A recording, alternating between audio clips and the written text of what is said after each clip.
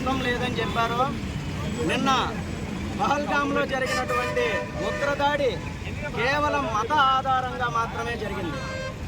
అక్కడికి వచ్చినటువంటి టూరిస్టులు ఎవరైతే ఉన్నారో, కేంద్ర ప్రభుత్వం 370 ఆర్టికల్ రద్దు చేసిన తర్వాత ఆ యొక్క ఏదైతే మన కాశ్మీర్ ఉందో, ఒక సుందరవనంగా ఉన్నటువంటి కాశ్మీర్ దగ్గరికి కొంతమంది టూరిస్టులు అందరూ వెళ్తే అక్కడికి వచ్చినటువంటి ఉగ్రవాదులు ఏం చేశారంటే, ప్రతి ఒక్కరి దగ్గర కూడా ఐడి కార్డు చూపించి, అలాగే బట్టలు ఊడదీసి హిందూ అని తెలిసిన తర్వాత మాత్రమే అక్కడ కాల్చి చంపడం జరిగింది.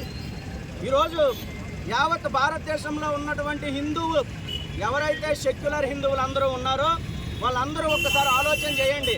అక్కడ జరిగినటువంటి ఈ ఘటన కేవలం నీ కులాన్ని చూసో, లేదా నీ వర్గాన్ని చూసో, నీ ప్రాంతాన్ని చూసో, నీ భాషను చూసో జరగలేదు. కేవలం హిందూ అనేటటువంటి ఒక్క ఆలోచనతోనే అక్కడ ఈ యొక్క ఉగ్రదాడి జరిగింది. ఈరోజు భారతదేశంలో ఉన్నటువంటి ప్రతి ఒక్క హిందువులు కూడా దీని మీద ఆలోచన చేయాలి. రాబోయే రోజుల్లో మరింత ఇటువంటి ఉగ్రదాడులు జరగకుండా ప్రతి ఒక్కరూ కూడా బయటకు వచ్చి ప్రతి ఒక్కరూ కూడా నినాదాలు చేయాలి. అట్లాగే హిందువులంతా కూడా సంఘటితం అవ్వాలి.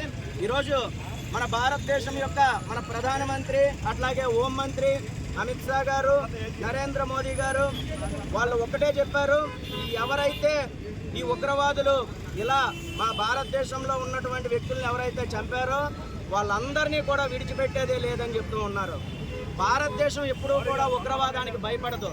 అటువంటి ఉగ్రవాదుల్ని ఏరుపారేయడానికి ఈరోజు ఖచ్చితంగా కూడా భారతీయ జనతా పార్టీ ఖచ్చితంగా చొరవ తీసుకుంటుంది.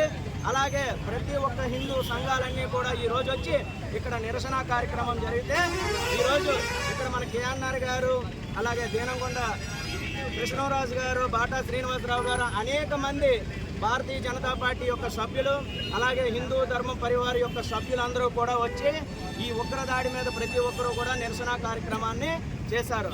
మరిన్ని రోజుల్లో మరిన్నసార్లు మనం అందరం కూడా కలిసి ఉండాలని మనందరం కోరుకుందాం. భారత్ మాతా